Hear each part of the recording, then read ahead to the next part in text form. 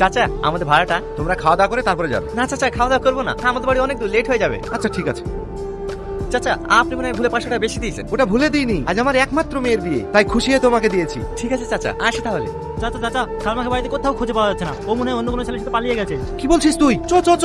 শুনলি তো কি বললো, যে বাপ এত কষ্ট করে মেয়ের বিয়ে দিচ্ছে, লাখ লাখ টাকার জিনিস কিনছে, হাস দেখ সেই মেয়ে বাপের মুখে চুনকালি মাখিতে চলে গেল। হ্যাঁ রে, এসব মেয়ে থাকার থেকে না থাকা অনেক ভালো। চ। মা বাইরে আসো। হ্যাঁ আসছি। তুই ত্রিপলটা গুছা, ঠিক আছে? টনি, গাড়িতে একটা মেয়ে। কে তুমি? তার মানে একটু আগে আমরা যে বাড়িতে সামাল আমি আসলাম না, তুমি কি সেই বাড়ির মেয়ে? হ্যাঁ। না আমার শিগগিরি।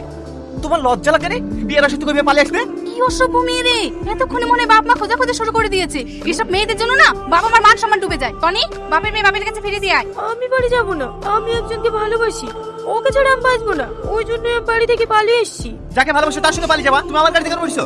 2 মাস হলো ও দুবাইয়ে কাজে গেছে। তো দুপায়ে কাজে গেছো, তো আমি কি করবো? যাও এখান থেকে। ও আমি বাড়ি যাব না, আমি বাড়ি গেলে আম্মা আমাকে মেরে ফেলবে। দয়া করে আমাকে 2 দিন আশ্রয় দিন, তারপর আমি আমার ব্যবস্থা করে নেবো। না না, পাগল নাকি? তোমাকে আশ্রয় দিলে সমাজের লোক কি বলবে? কেউ কিচ্ছু বলবে না, আমি ঘর থেকে বেরাবো না, সবসময় ঘরের ভিতরে থাকবো। দয়া করে আমাকে তাড়িয়ে দিয়েন না। ঠিক আছে ছাড়ো মা, 2 দিনই তো, কিছু হবে না। ফোনটা একটু দেবেন?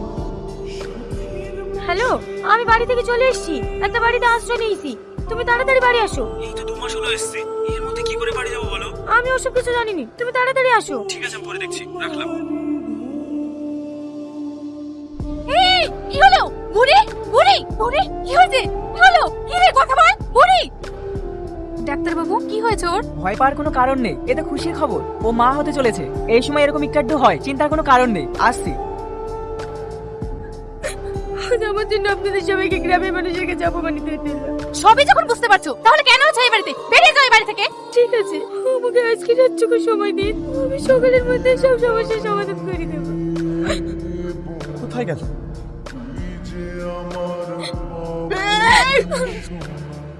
আমাকে ছেড়ে দিন। আমাকে